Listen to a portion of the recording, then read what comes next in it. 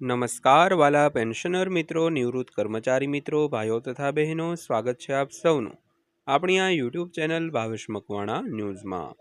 તો પેન્શનર મિત્રો, આજના વિડીયોની અંદર આપણે વાત કરીશું નિવૃત્ત પામેલા પેન્શનરો માટે આજરોજ તારીખ 20/5/2026ના રોજ સાંજે 6:30 આવી છે એક લેટેસ્ટ જાણકારી।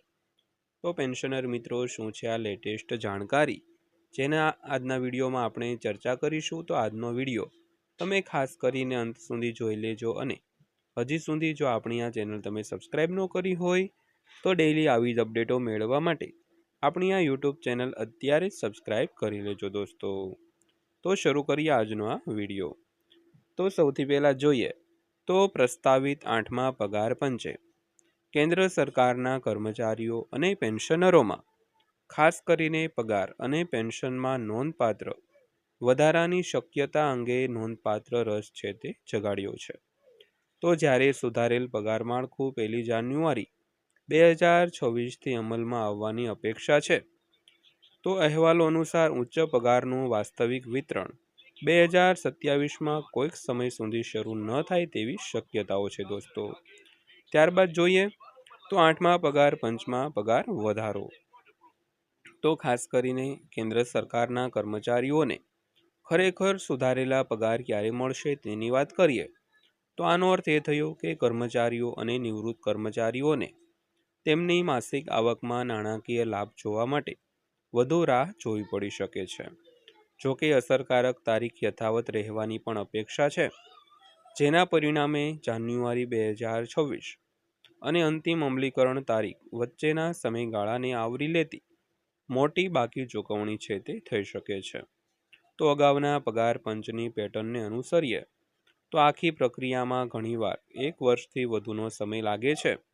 તો 8મું પગાર પંચ 1 જાન્યુઆરી 2026થી અમલમાં આવવાની પણ અપેક્ષા છે, પરંતુ અંતિમ ભલામણો 2027ના મધ્ય સુધી સરકાર સુધી પહોંચી શકશે નહીં। તો કેન્દ્ર અને તેની સમીક્ષા પૂર્ણ કરે તે પછી જ સુધારેલા પગાર અને પેન્શનને ઔપચારિક રીતે સૂચિત કરવામાં આવશે દોસ્તો।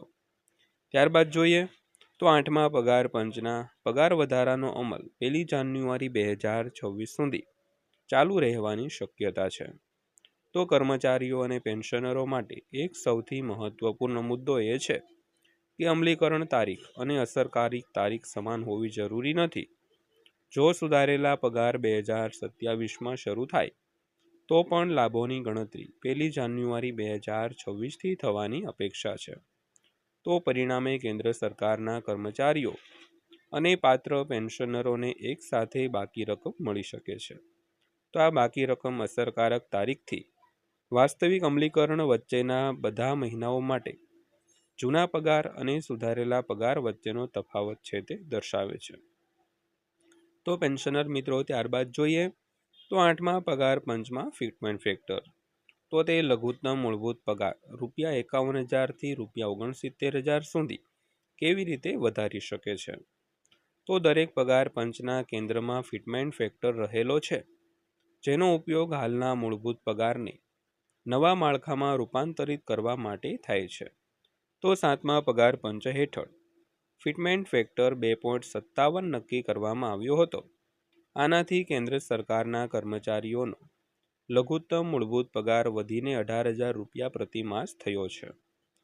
તો 8મા પગાર પંચ માટે કર્મચારી સંગઠનો 3.68થી 3.83ની રેન્જમાં નોંધપાત્ર રીતે ઊંચા ફિટમેન્ટ ફેક્ટરની માંગ છે તે કરી રહ્યા છે।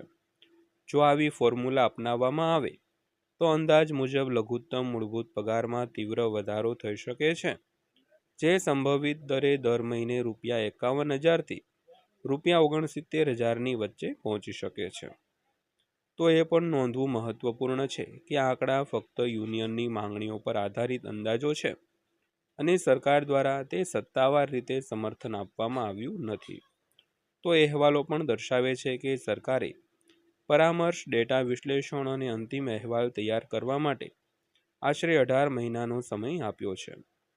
તો જો આ સમયપત્રક જાળવવામાં આવે તો કમિશનની ભલામણો 2027ના જે મધ્ય 2027માં રજૂ કરવામાં આવી શકે છે.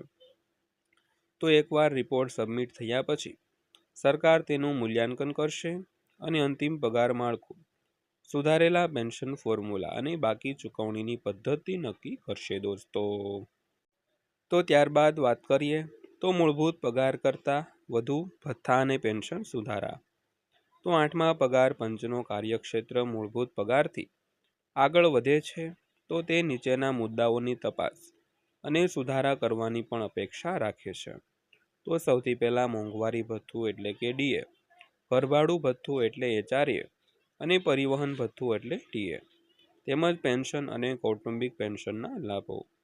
તો જો સરકાર કમિશનની ભલામણો સ્વીકારે તો 31 ડિસેમ્બર 2025ના રોજ અથવા તે પહેલાં નિવૃત્ત થનારા પેન્શનરોને સુધારેલા પેન્શન માળખા હેઠળ આવરી લેવામાં આવે તેવી અપેક્ષા છે.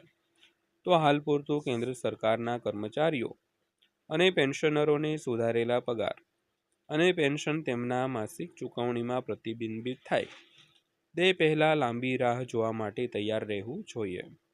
તે જ સમયે અસરકારક તારીખ 1 જાન્યુઆરી 2026 રહે તેવી શક્યતાઓના અર્થ એ છે કે અંતિમ ચૂકવણીમાં નોંધપાત્ર રીતે બાકી રકમનો પણ સમાવેશ થઈ શકે છે.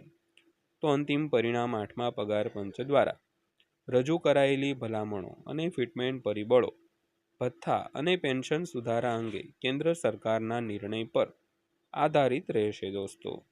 તો દોસ્તો આ હતી આજની માહિતી પસંદ આવી હોય, વિડીયો સારો લાગ્યો હોય તો વિડીયોને એક લાઇક કરજો અને આવા જ વિડીયો જોવા માટે આપણી આ ચેનલ સબસ્ક્રાઈબ કરી લેજો. તો ફરીવાર પાછા મળીશું એક નવા વિડીયો સાથે, નવી માહિતી સાથે. ત્યાં સુધી સૌને જય હિન્દ, વંદે માતરમ.